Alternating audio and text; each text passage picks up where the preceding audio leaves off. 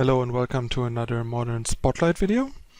Today I'm gonna jump into battle with Burkhart's GP Dallas Fort Worth top 8 Grixis control. I already talked about the deck a bit in my last Modern article and really like how it looks. It looks really nice, really smooth, and basically is going into the direction that I wanted to go myself with Vision for a while, and I tried a couple of lists that did okay, but nothing quite worth writing about so far.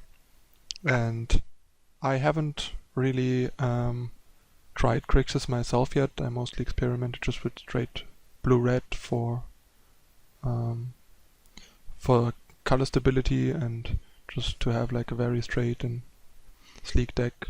But yeah, this obviously has its advantages and disadvantages, and Corey just basically kept developing Grixis control as he has been doing for most of the last, I don't know how many Modern tournaments basically, and this is where he's at, and apparently he once again managed to adjust the deck properly to what's going on in the format. The list looks really great, numbers are really nice. 4 cryptics might be a bit much.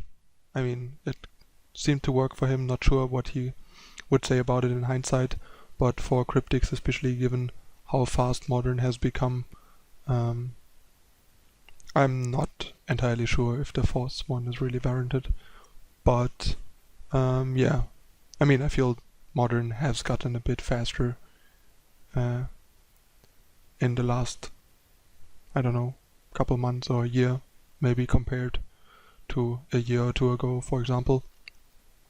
And even back then, people like Chapin cut their 4th cryptic command heavy-heartedly from their deck after he played his similar version back then without Ancestral Vision in a GP down to 3. And he really loves his cryptics, so that's something to keep an eye on. The rest of the numbers basically seem really great. Not much messing around.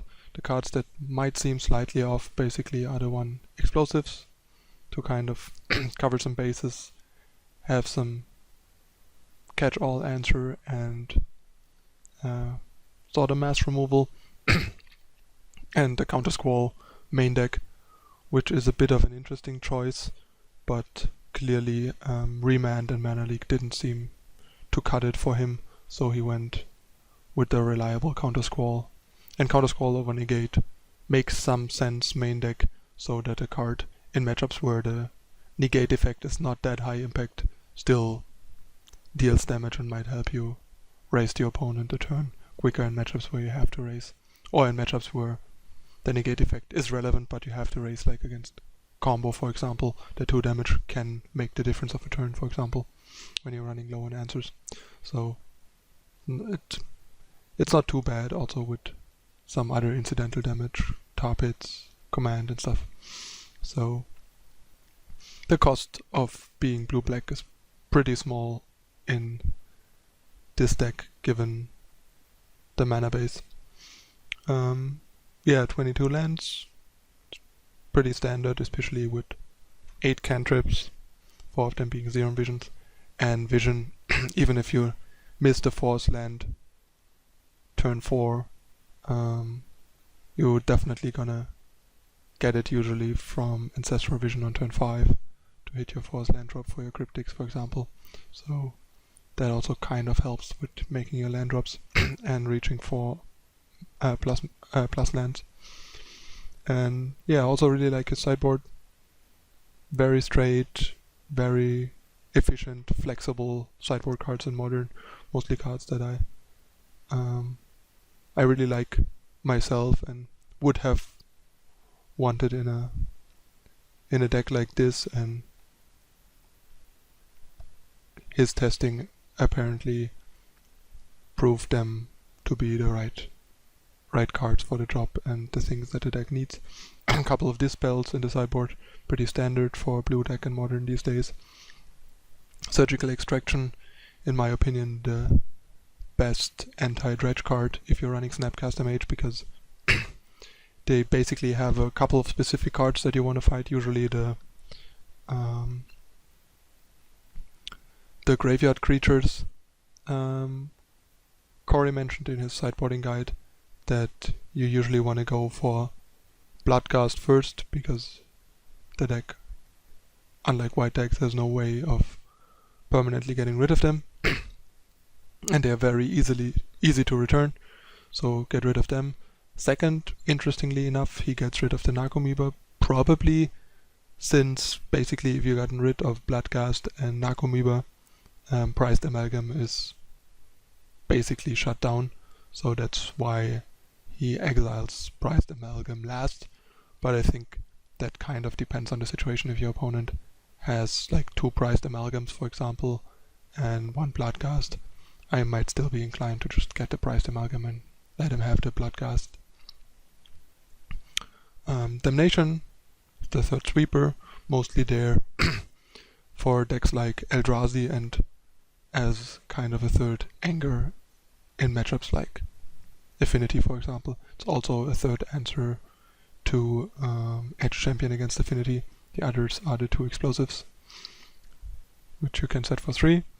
Then Anger, another really great card in Grixis colored decks against Dredge. Sure, if they are really good, they can try and play around it, but that also buys you time, which is nice. And if they don't, you can completely blow them out, and this card can simply win you the game on turn 3 against a more careless and aggressive Dredge player. This is just a really nice standard one-off for blue-red based control-ish decks in Modern, since it just very flexible card, comes in handy against a lot of decks, Infect, Affinity, random token decks, and so on. There's a lot of things this card can do. It's always nice to have at least one, especially when you can return it with Colligan's Command. Fulminator Mage is really nice, once again in conjunction with the Colligan's Command. The key card against Tron. He also brings in Surgical Extraction against Tron, so you can Sword Score them and Fulminator them and then break up their Tron, because they probably have a really hard time beating you if they have to play fair. Then Sun Droplet, mostly against Burn. I'm not 100% sure how much I like it.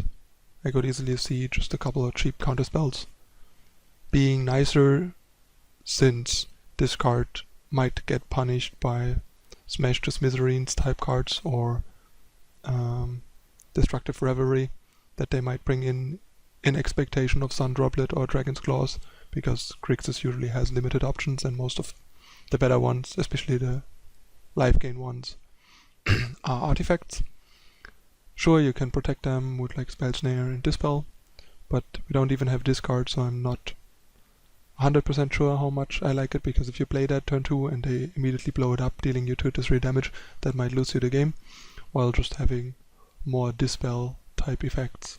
It's just a really nice flexible card that helps you have enough ways to efficiently trade 1 for 1 and run them out of damage before your life is too low, and then lock the game up with Snapcaster Mage, recasting these things and stabilizing the board with removal and Tasigur. So that's an option, and the cheap counters are a lot more flexible and a lot more matchups, while Sun Droplet mostly is good against Burn and maybe like some aggressive Zoo deck that you might run into, which is not very popular. And yeah, we have a second Engineered Explosive as another catch-all against various decks with enchantments and artifacts, for example, Bogles, Lantern Control, while also being a sweeper against small aggressive decks, and so on. So yeah, that's the list. Really like it. Corey did a great job at tuning and building this list. The few things that I would keep an eye on and would like to test I mentioned. Other than that, list looks great. He did really well with it, and he is basically the expert on the archetype in Modern, since he's been championing Grixis for a long time now and has ran it in a lot of different versions. So for now, I'm definitely willing to trust his judgment and his results and roll from there. Alright, let's jump into the competitive league and see how we're doing. See you in a moment for match 1.